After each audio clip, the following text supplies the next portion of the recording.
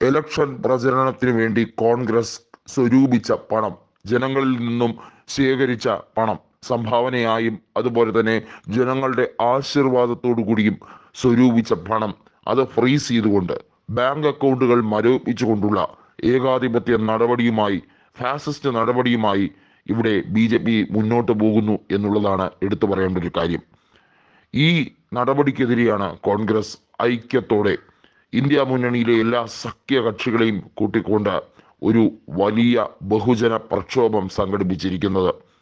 എല്ലാ മേഖലയിലും കോൺഗ്രസിനെ തകർത്തെറിയാൻ, കോൺഗ്രസ് മുക്ത ഭാരതത്തിന് വേണ്ടിയുള്ള തീവ്രമായ ശ്രമം, അതാണിപ്പോൾ മോദിയും കൂട്ടരും നടത്തുന്നത് എന്ന് പറയാതിരിക്കാൻ കഴിയാത്തൊരവസ്ഥ. ഇലക്ട്രൽ ബോണ്ടുമായി ബന്ധപ്പെട്ട കാര്യത്തിൽ സുപ്രീം കോടതി ഒരു വിധി പുറപ്പെടുവിച്ചു.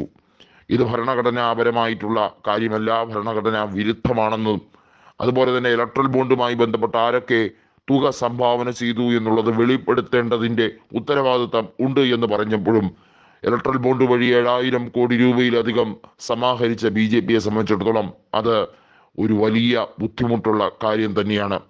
വെളിപ്പെടുത്തുകയാണെങ്കിൽ, അതുപോലെ തന്നെ ഇത്തരത്തിലുള്ള കാര്യങ്ങളെ പറ്റി പൊതുജനങ്ങൾക്ക് കൃത്യമായ ഒരു കാര്യം, അതായത് അവലോകനം നടത്താൻ കെൽപ്പ് വന്നാൽ തീർച്ചയായും BJPയുടെ പല പദ്ധതികളും പൊളിയും എന്ന് അവർക്ക് തന്നെ നന്നായി അറിയാം.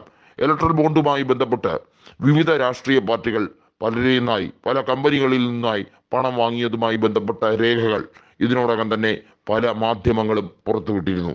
ഇലക്ട്രൽ ബോണ്ട് എന്നത് ഭരണഘടനാ വിരുദ്ധമാണ് എന്ന് സുപ്രീം കോടതി പറഞ്ഞ അന്നേ ദിവസം മുതൽ തന്നെ ഈ രാജ്യത്ത് പ്രത്യേകമായൊരു മോണിറ്ററിംഗ് സിസ്റ്റത്തിലേക്ക് രാജ്യം കടക്കുന്നു എന്ന് തന്നെ പറയേണ്ടി വരും. ഇവിടെ പേപ്പർ ബാലറ്റ് സംവിധാനം കൊണ്ടുവരണം എന്ന കോൺഗ്രസിന്റെ നിരന്തരമായ ആവശ്യം, അത് ജനങ്ങൾക്ക് വളരെയധികം ഉപകാരപ്രദമാകുമെന്നും വോട്ടെണ്ണി തിട്ടപ്പെടുത്താൻ സമയം കൂടുതൽ എടുക്കുമെങ്കിലും കൃത്യമായ ഫലപ്രാപ്തിയിലേക്ക് അത് കൈപിടിച്ചെത്തും എന്നുള്ള ഒരു ആത്മവിശ്വാസമാണ് കോൺഗ്രസ് പ്രകടിപ്പിച്ചിട്ടുള്ളത്.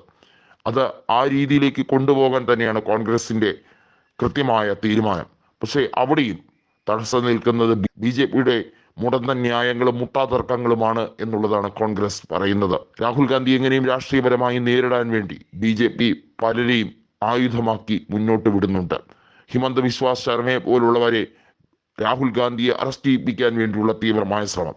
രാഹുൽ ഗാന്ധി ജോഡോ യാത്ര നടത്തിയപ്പോൾ അസാം മുഖ്യമന്ത്രിയായ ഹിമന്ത ബിശ്വ ശർമ്മ പറഞ്ഞത്, എന്തു വന്നാലും വേണ്ടില്ല, ഇദ്ദേഹത്തിനെ പുറകെ ചെന്ന് അറസ്റ്റ് ചെയ്യും, ഇദ്ദേഹത്തിന്റെ ജോഡോ യാത്ര കലക്കിക്കളയും എന്നൊക്കെയുള്ള രീതിയിലായിരുന്നു അദ്ദേഹത്തിന്റെ ചില ഡയലോഗ്.